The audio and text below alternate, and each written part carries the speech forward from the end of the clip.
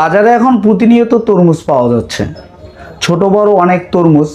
যেটাই কাটবেন সেটাকে অনেক লাল মনে হচ্ছে। আসলে রহস্য কি? তরমুজে কৃত্রিম রং বা মিষ্টি বাড়ানোর কোনো কেমিক্যাল মেশানো হয়েছে কি? তা বোঝার সবচেয়ে সহজ কিছু উপায় বলে দেব। এক টুকরা তরমুজ কাটুন, ভেজা অংশ সাদা টিস্যু বা কটন দিয়ে ঘষুন। যদি লাল রং ওঠে তবে বুঝবেন কৃত্রিম রং মেশানো হয়েছে।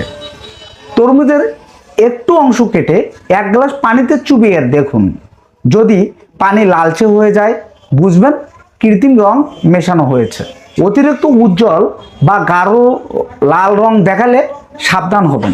স্বাভাবিক তরমুজ হালকা লাল থাকে। যদি রংটা খুব গাঢ়, চকচকে বা অস্বাভাবিক লাল দেখায় তাহলে সন্দেহ করবেন। স্বাভাবিক তরমুজে একটা ন্যাচারাল মিষ্টি স্বাদ থাকে।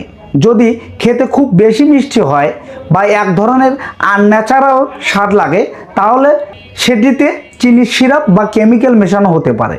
তরমুজ কাটার পর যদি অদ্ভুতভাবে বুদবুদ বা ফেনা ওঠে তাহলে কেমিক্যাল মেশানো থাকতে পারে, সন্দেহ হতে পারে। এই ধরনের হেলথ টিপস পেতে আমাদের পেজটিকে ফলো দিয়ে সাথে থাকবেন।